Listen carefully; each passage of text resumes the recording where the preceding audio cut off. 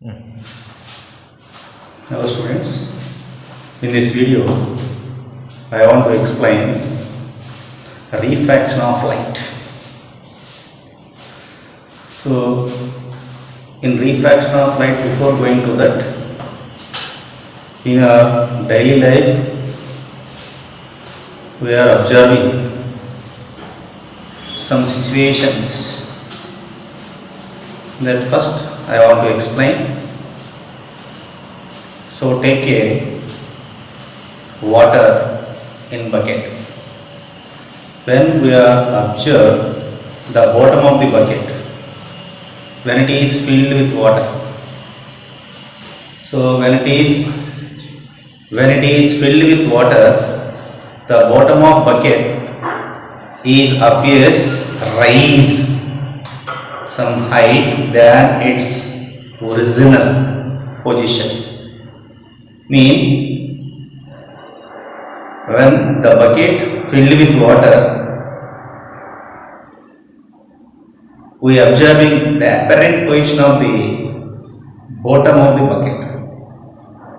The apparent position is rise. It appears rise than its original position.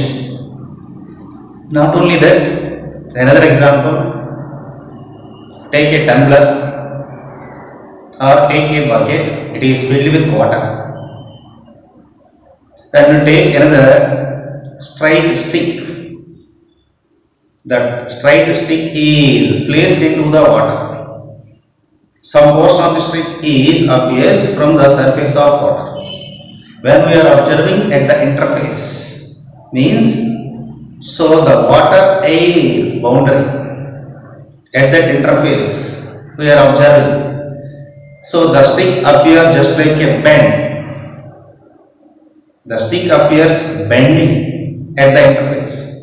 Actually, so we keep the stick just like a straight. And another example, take a tumbler or glass. It is filled with water. A lemon is placed into the water. When we observe the lemon inside the water, so from the air it appears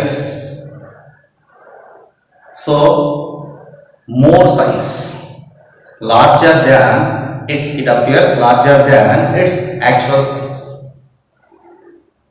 So like this, so many examples there. These situations, these all are due to the refraction of light. The bottom of bucket, size of the lemon, bending of stick which is placed in the water, these appears different. The reason behind them is a refraction of light. The light undergoes the refraction. Due to the refraction of light, we are observing these situations in our daily life.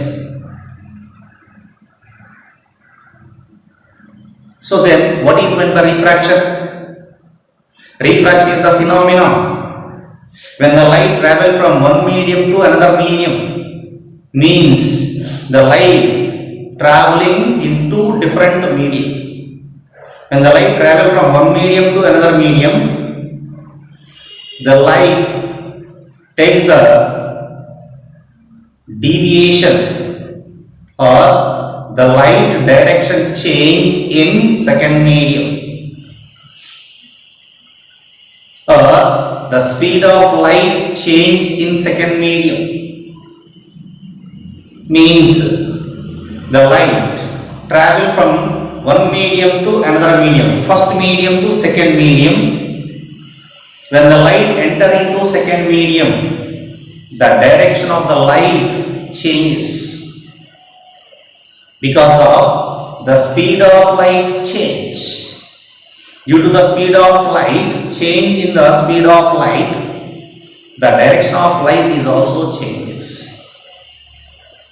That's why when the light travels from one medium to another medium, the direction of light change in the second medium due to the speed of light, change in speed of light. This phenomenon is called refraction of light. Refraction of light.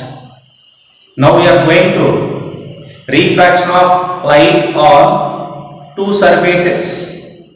First one, the refraction of light on plane surface. Next one, the refraction of light on spherical surface. First, I want to explain the refraction of light on plane surfaces. See in this picture, let us consider A, B, C, D is a rectangular glass slab. Take one drawing board and a white sheet. The white sheet is spread on the drawing board.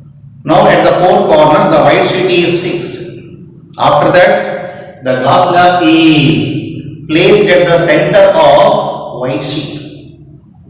So now we have to draw the outlines of the glass slab. See, these are the outlines A, B, C, D. Now we draw the outlines of the glass slab.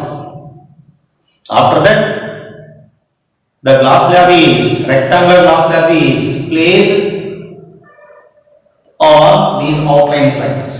If the glass slab is placed here, take two pins. The two pins are fixed here. One is at position P, another one is at position Q. And now we take another two more pins.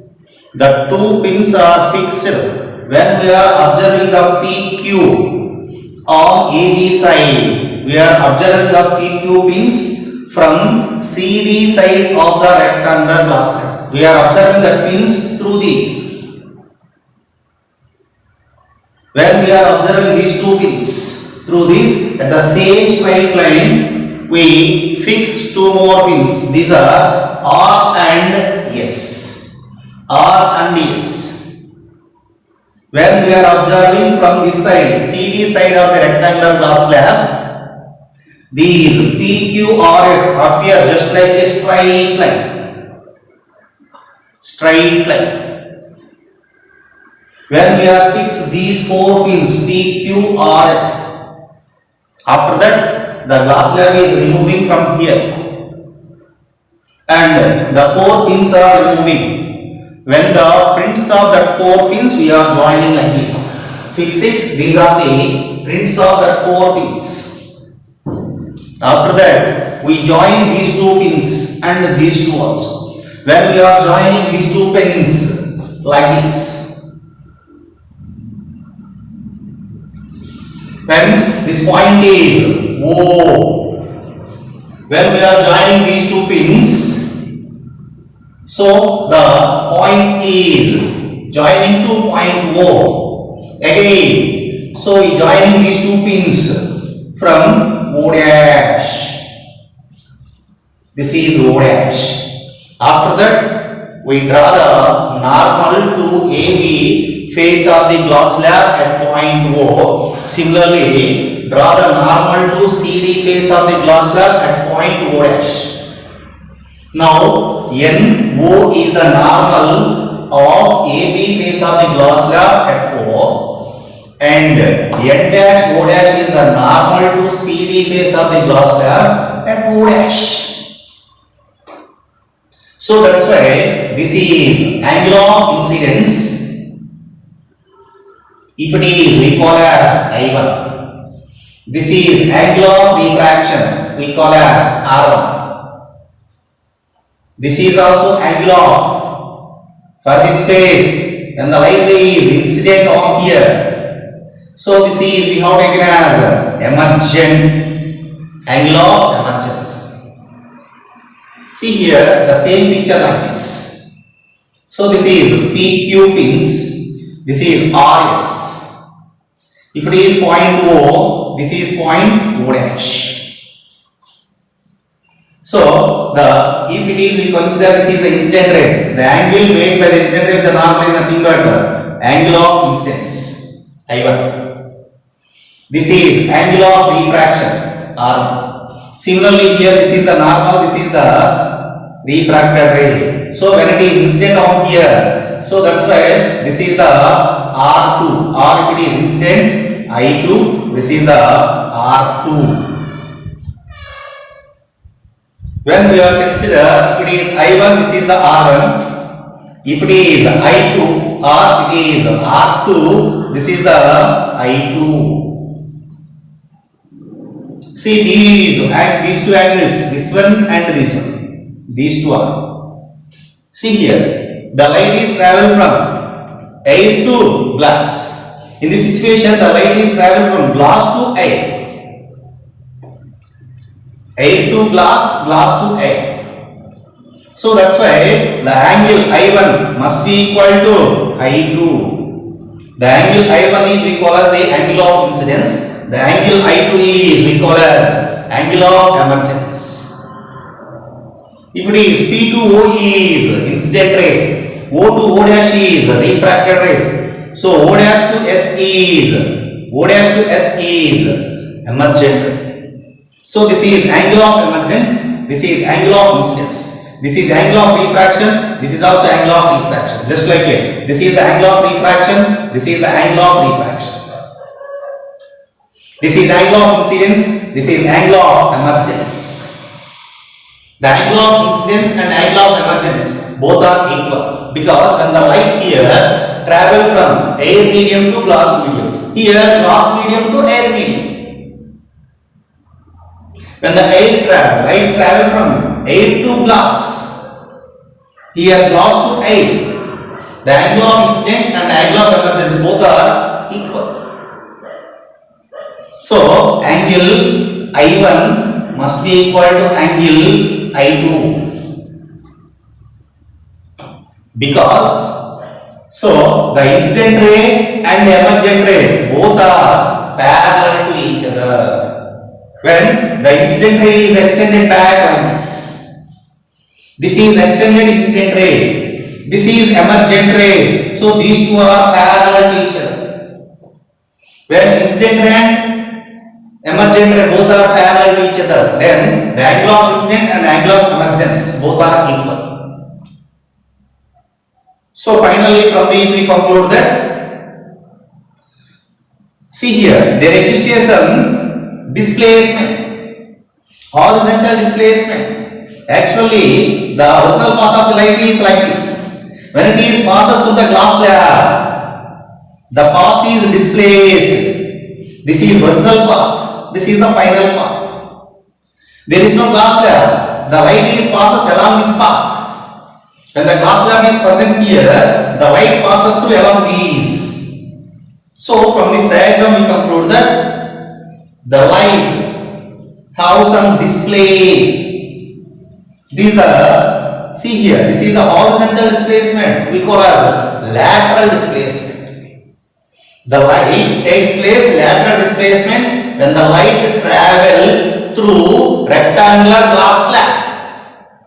When the light travel through rectangular glass slab, the light takes place lateral displacement. Or it is also known as shift. Lateral displacement or shift. What is meant by lateral displacement? Here, this is the shift. How much? The perpendicular distance between emergent ray and extended incident ray. Emergent ray and extended incident ray, perpendicular distance between these two is nothing but shift or lateral displacement. So finally we conclude that when the light travels through rectangular glass slab, the light takes place lateral displacement. After that we discuss about the laws of refraction. So already we know laws of reflection. Now this is laws of refraction. In case of laws of refraction, first law is the incident ray, emergent ray, the incident ray, the refracted ray at the point of incidence, normal at the point of incidence, all are lie in the same plane. See here, this is incident ray, this is the normal, this is emergent ray. These all are in the same plane, just like it. This is the vertical plane. Similarly, for this light is incident on here. That's why incident ray, refracted ray, normal at the point of incidence. These all are lie in the same plane. This is the first law of refraction. Next, what is meant by the second law of refraction? Second law of refraction. The ratio of sine of angle of incidence. The ratio of sine of angle of incidence to sine of angle of refraction is equal to constant. For example, in this case, so angle of incidence I, this is angle of refraction R. If it is I1, this is R1. Now I want to say the laws of refraction. The ratio of sine of angle of incidence to sine of angle of refraction. Ratio means like this. Shall I write here sine I1? The ratio of sine of angle of incidence to sine of angle of refraction, sine R1. The ratio of sine of angle of incidence to sine of angle of refraction. In this situation, angle of incident, angle of refraction. The ratio of sine of angle of incidence to sine of angle of refraction must be equal to some constant. That constant. This constant must be equal to refractive index. Refractive index. It is we call as just like a mu or n. Mu or n. So finally we conclude that the laws of refraction. First law of refraction, angle of incident ray, refracted ray, normal at the point of incident lie in the same plane. Second law of refraction, sine of the ratio of sine of angle of incidence to sine of angle of refraction must be equal to constant. That constant is refractive index of medium. Which medium? The second medium. Refractive index of the second medium with respect to first medium. This is the laws of refraction. After that, we discuss about the refractive index. What is meant by refractive index? Refractive index is denoted by n or mu, letter mu. How to define the refractive index? N. The refractive index is defined as the ratio of speed of light in medium. Speed of light in medium and speed of light in vacuum or free space. This ratio gives the refractive index of that medium. Means I want to refractive index of any medium is equal to the ratio of speed of light in free space. We take it as C naught. C naught represents speed of light in free space or vacuum to speed of light in medium. C suffix m. Here this ratio gives refractive index.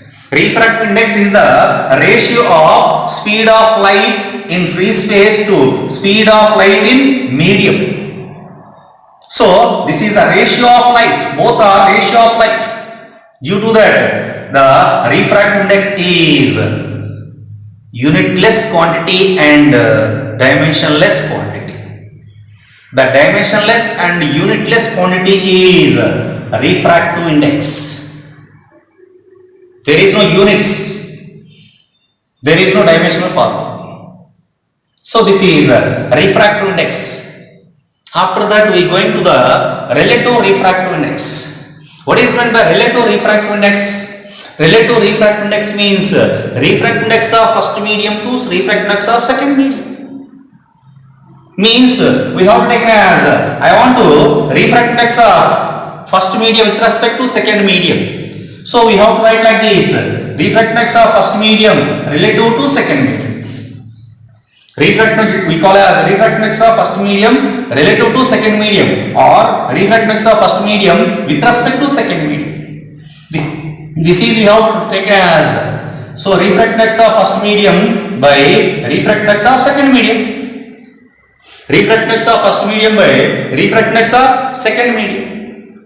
Refractive index of first medium is nothing but, already according to refractive index, the speed of light in free space divided by speed of light in first medium, whole divided by the speed of light in vacuum or free space divided by speed of light in second medium. From these we have to write like this. So C naught by C1 into C2 by C naught. From the C naught get cancelled. So that equal to C2 divided by C1. C2 means speed of light in second medium. C1 means speed of light in first medium. This must be equal to refractive index of first medium with respect to refractive index of second medium. Refractive index of first medium with respect to refractive index of second medium must be equal to C2 by C1, speed of light in second medium to speed of light in first medium. From this relation we have to take as the refractive index and speed